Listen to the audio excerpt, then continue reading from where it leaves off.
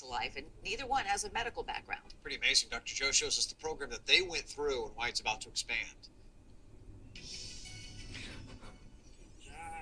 11 days ago, 8-month-old Lucciano Roche almost lost his life. We saw his lips turn blue. We saw his chest wasn't rising. And that's when instinct kicked in. Dad Hector Roche and Mom Victoria Rodriguez say that instinct came from more than 30 hours of training at Johns Hopkins All Children's Hospital. If it wasn't for the muscle memory that we have that was instilled in us, she wouldn't have made it. Because just hesitating for a couple seconds means the difference between life or death. To instill that muscle memory, respiratory therapist Julia Krzyzewski uses this infant-sized simulator. Here's a tracheostomy tube. It's tied on with some Velcro ties. This is a suctioning device that is sometimes attached to the tracheostomy tube.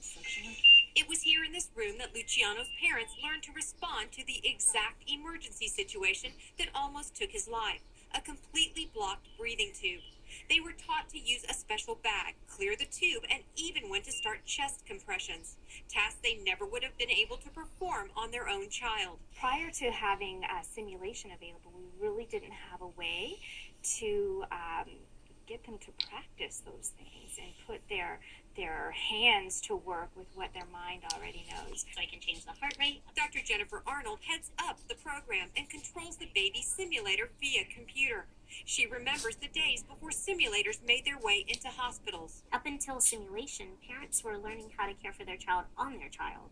And I've seen, first and foremost, a decreased level of anxiety and increased confidence in their ability to care for their child. And while it's too soon to know just how many lives programs like this save, Arnold says based on the feedback she's getting, it's working. When I hear stories from patients or providers about how simulation has helped them save a life, that makes me thrilled because that's why I love what I do. It's all about saving lives. Lives like Luciano's. This saved his life.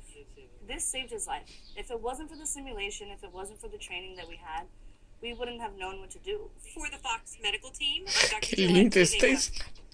And the hospital's expanding its training program into a 14,000 square foot space this fall. And part of that space will be dedicated to training parents in a simulated home environment. Dr.